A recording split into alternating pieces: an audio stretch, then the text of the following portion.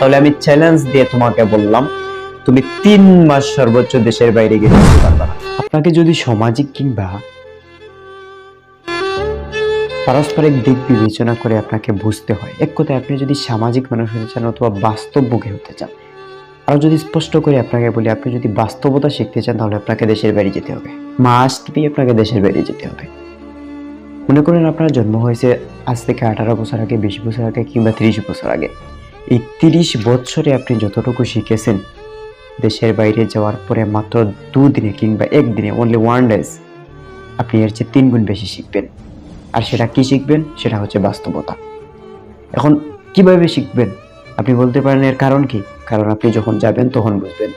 হ্যাঁ, আপনার প্রশ্ন হচ্ছে মানুষ কেন বিদেশে যাওয়ার পরে স্যাড পোস্ট করে? তারা কি সেখানে এত কষ্ট করে? নো, বিষয়টা শুধু কষ্টের নয়। আপনাকে আগেই বললাম না যে আপনি যদি বাস্তবতা জানতে চান তাহলে বিদেশ যেতেই হবে, অর্থাৎ দেশের বাইরে যেতে হবে। আপনি প্রয়োজনে ভিজিট ভিসা নিয়ে যান, আপনি সেখানে গিয়ে রেমিটেন্স পাঠাবেন আর দেশে পাঠাবেন, দেশকে বাঁচাবেন, ডাজন্ট ম্যাটার। আপনার টাকা আপনি দিবেন না দিবেন, আপনি রেখা দিবেন, এটা আপনার ব্যাপার। কিন্তু আপনার বাস্তবতা যদি বুঝতে হয় তাহলে দেশের বাইরে যেতে হবে। আর আপনার প্রশ্নের উত্তর হচ্ছে মানুষ কেন স্যাড পোস্ট করে, স্যাড স্ট্যাটাস দেয়। আচ্ছা, বাংলাদেশে যতটা মিউজিক শিল্পী আছে খুব একটা মিউজিক শোনা হয় না আলহামদুলিল্লাহ। তবে যাই হোক, আপনি প্রত্যেকটা মিউজিক শিল্পীকে দেখবেন স্যাড গান করার জন্য। তারা বেশিরভাগ স্যাড গান করে। এর কারণ কি? তারা কি সব সময় এই কষ্টের মধ্যেই থাকে, নাকি তাদের মনের রোমান্টিকতা নিয়েই তারা স্যাড পোস্ট করে? বিষয়টা এমন নয়। তাদের আসল সমস্যা হচ্ছে তারা মূলত কষ্টের মধ্যেই আছে। আপনি খোঁজ নিয়ে দেখবেন একজন মিউজিক শিল্পীও সুখে নেই। এখন মিউজিক শিল্পীর সাথে প্রবাসীদের কোনো তুলনা নেই। ওরা হচ্ছে একরকম আর ওরা হচ্ছে অন্যরকম। ওদের কষ্টটা হয় নিজের কারণে, আর ওদের কষ্ট হয় সমাজের, দেশের কারণে। আপনি যদি তাল মিলান তাদের সাথে তাহলে হবে। আমি জাস্ট উদাহরণস্বরূপ কথাটাই বললাম। এখন আপনার প্রশ্ন হচ্ছে আমি কিভাবে বাস্তবতা শিখবো দেশের বাইরে গিয়ে, তাই তো? আপনি যখন দেশের বাইরে যাবেন, প্রথম দিন আড্ডা, বন্ধুদের সাথে ঘোরাঘুরি, দ্যাটস এনাফ। আপনি যখন 2 নম্বর, 3 নম্বর দিন, 5 নম্বর দিন এভাবে চলতে থাকবে, 1 মাস যাবে। 1 মাস যাওয়ার পরে আপনি প্রথমেই আপনার এই পাশের বাড়ির, অর্থাৎ আপনার মূল বাড়ির, দেশের বাড়ির পাশের চিপার রাস্তাটার কথা আপনার মনে পড়বে।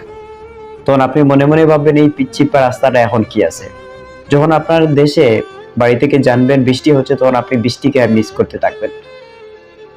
বন্ধু বান্ধব কিংবা আত্মীয় স্বজন বা বাবা মায়ের কথা কোনো প্রশ্নই আসে না, ওরা তো আপনি প্রথম দিন থেকেই মিস করা শুরু করে দিবেন।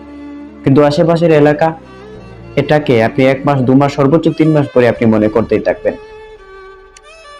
এখান থেকে মূলত স্বদেশ প্রেম বৃদ্ধি পাবে। আপনার যদি স্বদেশ প্রেম বাড়াতে হয় তাহলে আপনাকে দেশের বাইরে মাস্ট বি যেতেই হবে। এখান থেকে শুরু হলো স্বদেশ প্রেম। আস্তে আস্তে স্বদেশ প্রেম বৃদ্ধি পাবে, ভালোবাসা বৃদ্ধি পাবে, বাড়ির প্রতি ভালোবাসা বাড়বে। বাড়িতে থাকলে যে বিরক্তিকর ভাব একটা চলে আসে সেটা চলে যাবে, আর কখনো বিরক্তিকর ভাব আপনার কাছে আসবেও না। পরিবারের আত্মীয় স্বজন সবার সাথে বিরক্তিকর ভাব চলতা, সেটা মনেও করবে না। 2 মাস, 1 মাস পর্যন্ত আশেপাশের চিপা রাস্তা, এটাকে মিস করবা। 3 মাস, 4 মাস, 5 মাস পরে আপনার এলাকা, আপনার শহর, আপনার গ্রামকে মিস করতে থাকবা। এরপরে এমন একটা পরিস্থিতিতে পড়বা যে গ্রামের সবচেয়ে বহারে যে ছেলেটা, যার সাথে তোমার কখনো মিলও হতো না, তুমি তাকেও মিস করবা।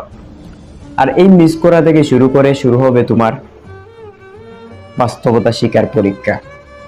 আর এখানে যদি তোমার টিকার মতো সাহস থাকে, এই বাস্তবতায় হার না মানলে, অর্থাৎ সম্পূর্ণ বাস্তবতা শিখে তুমি সেখানে নিজ দেশে ফিরে আসবে এমন মনোভাব যদি থাকে, তাহলে তোমাকে এর আগে থেকে এগুলো নিয়ে একটু অধ্যাবসায় করতে হবে।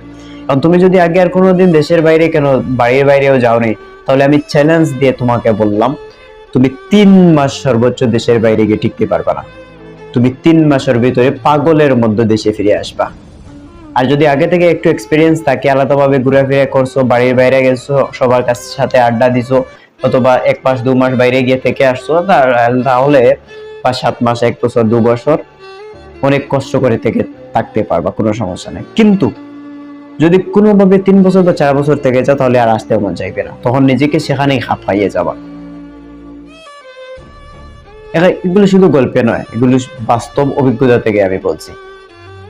যেখানে আমি নিজে 3-4 মাস পরে নিজেকে টিকিয়ে রাখতে পারিনি, সেখানে তুমি পারবা বলে আমি আশা করি না। এক কথায় আমি বোঝাতে চাচ্ছি, যদি বাস্তবতা শিখতে চাও, অর্থাৎ সামাজিক হতে চাও, তো দেশের বাইরে মাস্ট বি যেতে হবে। তবে আমি একটা জাস্ট সর্বশেষে একটা কথা বলবো, টাকা ব্যয় করে বেশি দূরে কোথাও গিয়ে তুমি বাস্তবতা শেখার প্রয়োজন নেই। তুমি মিডল ইস্টের একটা দেশে যাও, কিছুদিন ঘোরাফেরা করে চলে আসো, এনাফ। তবে হ্যাঁ, যদি মিডল ইস্টের ইউনাইটেড আরব আমিরাতের মধ্যে কোনো এক জায়গায় যাও, তাহলে আমি সাজেস্ট করব দুপুর 11টা থেকে 1টার মধ্যে একবার হলেও, কষ্ট করে একবার হলেও আবুধাবির লেবার ক্যাম্পে যাবা এবং সেখানে 5 থেকে 7 মিনিট ঘুরে আসবা। That's enough. আপনাকে আর বাস্তবতা শেখার জন্য আর কোথাও যাওয়া লাগবে না।